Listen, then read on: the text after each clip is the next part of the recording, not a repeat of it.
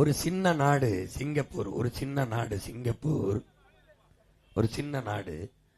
கடல் மட்டும்தான் அந்த நாட்டில் வளமாக இருக்கிறது. இந்த தேனி மாவட்டம் அளவுக்கு கூட அந்த நாட்டின் பரப்பளவு இருக்கிறது. அந்த நாட்டை செதுக்கிய ஒரு சிற்பி லீ குவான் யூ என்ற மகத்தான கனவு தலைவன் வந்தான்.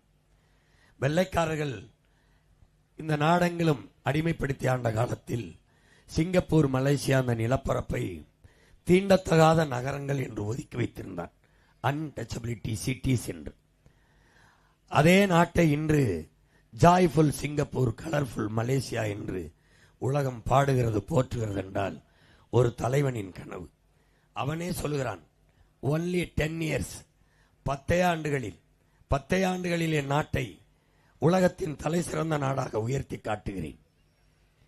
இன்னும் 1000 ஆண்டுகள் கழித்து போனாலும் என் நாட்டை உலக நாடுகள் புகழ்கிற உயரத்தில் கொண்டு போய் வைக்கிறேன் என்று 10 ஆண்டுகளில் அந்த நாட்டை தலை சிறந்த நாடாக மாற்றி படைத்தான்.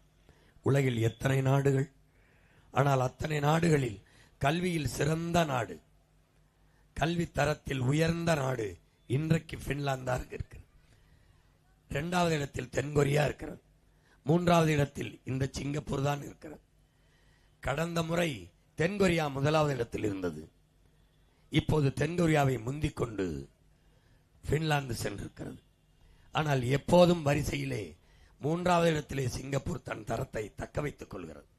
ஒரு வளமும் இல்லை, மலை இல்லை, காடு இல்லை, நிலம் இல்லை, ஆடு இல்லை, மாடு இல்லை, கோழி இல்லை, எந்த வளமும் இல்லை.